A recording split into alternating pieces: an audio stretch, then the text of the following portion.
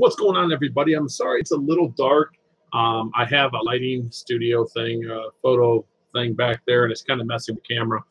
But anyways, today I want to talk about what's selling on eBay in June. And since this is live and I don't have all my equipment set up yet, I can't show you screenshots of what's selling on eBay.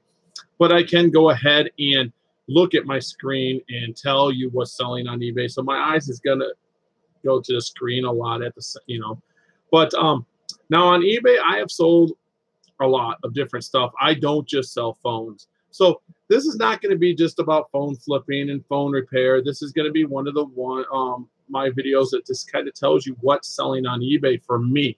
This does not mean go out and buy this stuff that's going to sell for you. I'm just trying to tell you what's selling for me and what my knowledge is, because there's some people out there that sell clothes, like my wife. She sells clothes. She goes out looking for clothes, and we will be getting into that. So what we're going to do is I'm going to kind of talk about what's selling in the last 31 days. So I got to kind of go here and let's see. Now there are some phones on here. I did sell a Samsung S8 that was shattered on both sides. The back glass was shattered. The front glass was shattered. The LED was shattered. And it was a finance phone. This thing was junk. I ended up selling that for $100.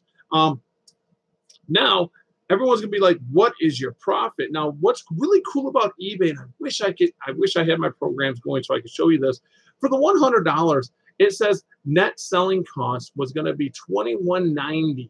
That's with shipping, and with shipping and eBay fees and PayPal fees.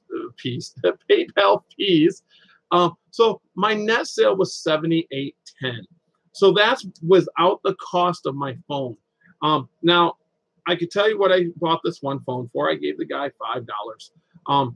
It was just a damaged phone, and it ended up the IMEI number came up financed, and he just says, I just want it gone. And I bought it. It was a Sprint phone.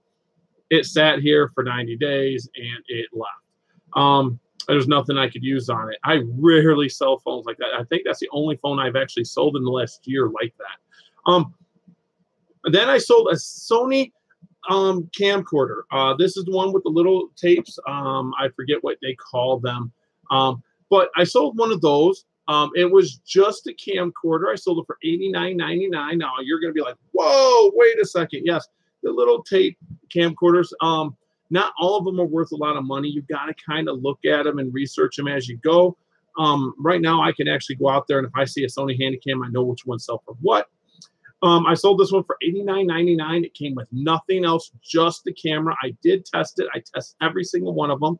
If you do start selling Handycams, I suggest you test the rewind, the playback, the fast forward, the recording, the still, because some of them can take still photos. You want to test all that. Test every single button. The reason I say, if you say it's tested and working, and they go and they press that pause button and it doesn't pause, they can come back at you.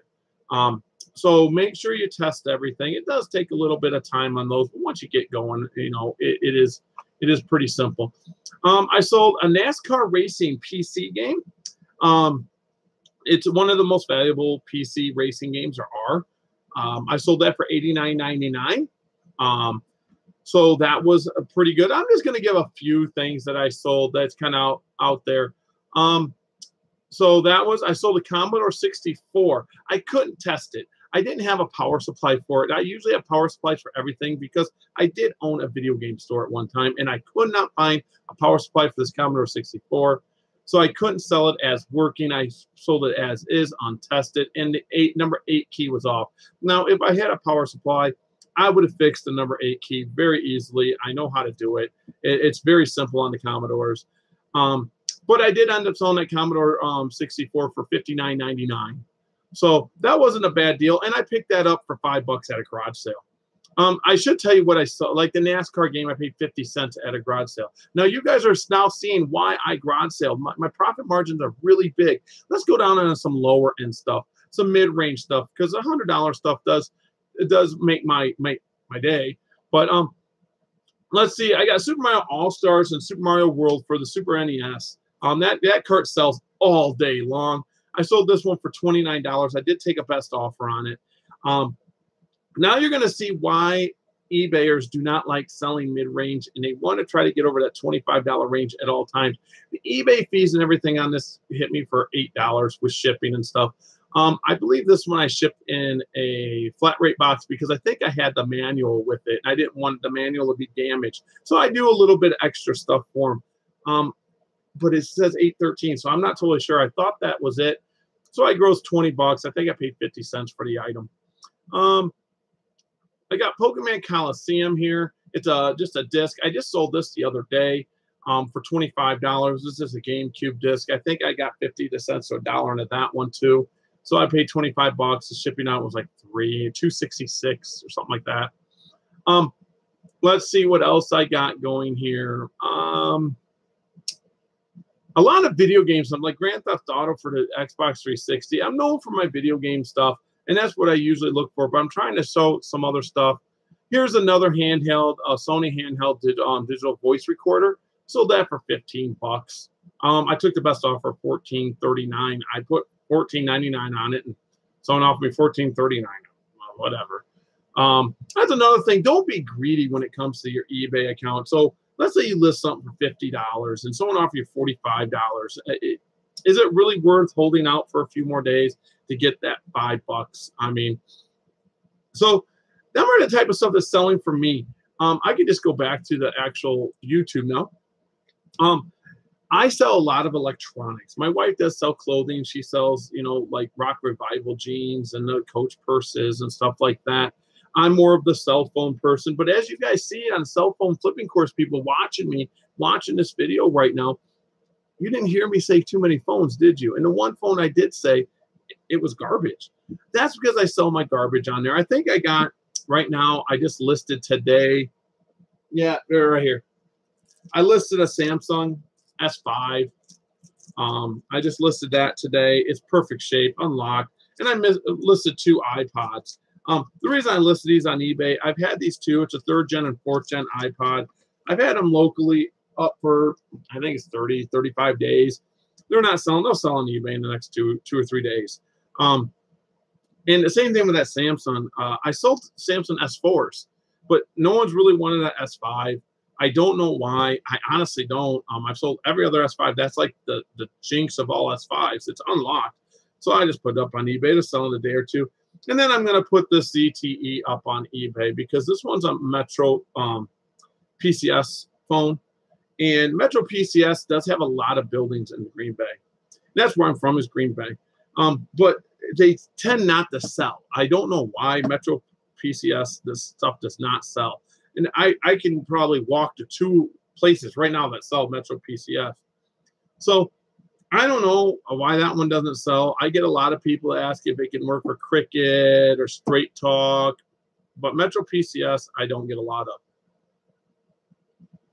of. So that one's going to go up on eBay. I actually tried to unlock it and use this for my business phone because I do have 2 phones. I have a personal and I have a business line I carry with me. I was going to use it, and everyone's like, yeah, that's a ZTE. The only reason I wanted to use it is because when I'm carrying it around, if I lost this, it wasn't that big a deal. I was like, whatever, it's not that big a deal. That's the reason. Because I carry 2 phones around with me all the time. I carry my Note 8, but I'm on my business phone all the time, as long as it connected and made phone calls and texts and people. And if I dropped it or whatever, I didn't care. Because it doesn't have insurance on it. That line doesn't, but this one does, and I can fix them, but I don't want to fix stuff, you know. My own stuff, everyone says mechanics don't fix their own vehicles. And it's true. I have a laptop upstairs that gets a line and everyone's out to tap on it and it goes away. Should just replace the screen, but I don't. Other things that I sell, and I want to talk about locally for flipping. Flipping locally is actually worth your time. There's Craigslist, the marketplace. There's pages all over your city because, like, there's Green Bay Sell Whatever You Want. That's what the title of it is. There's Offer Up, there's Let Go and stuff like that. To give you guys an example,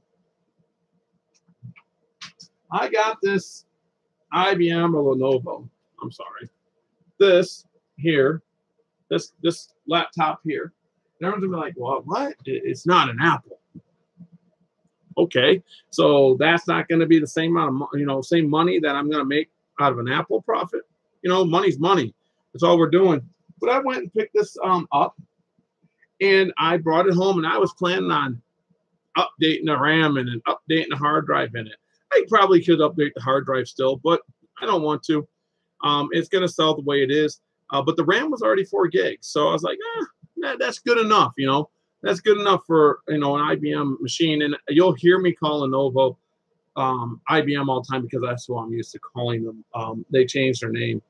But this is a T400. It's a nice model. It does come with a docking station.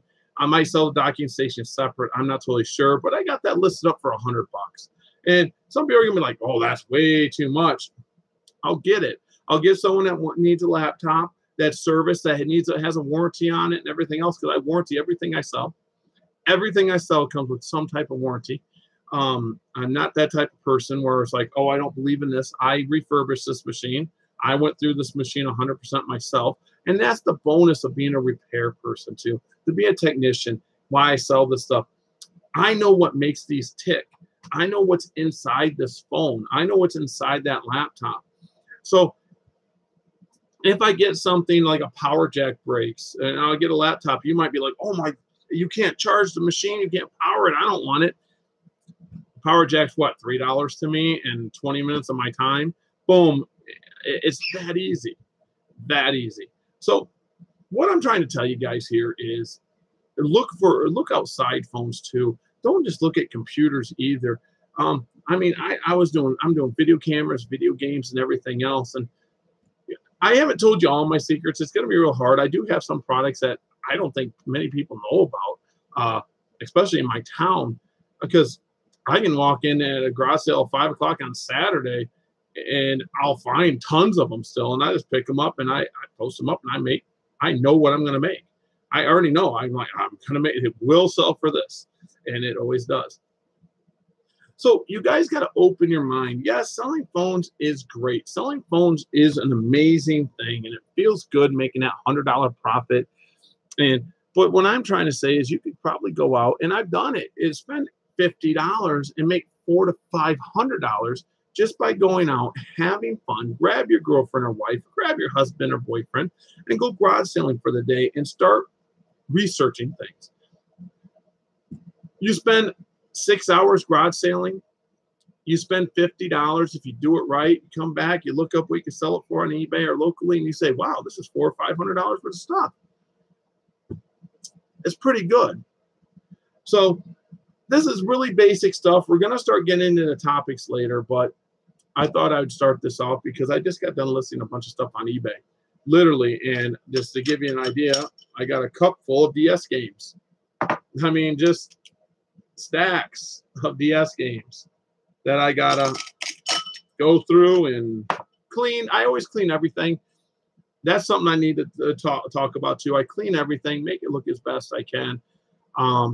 Some people don't. They just throw it up, but it is what it is. I do have a couple more phones I got to put up.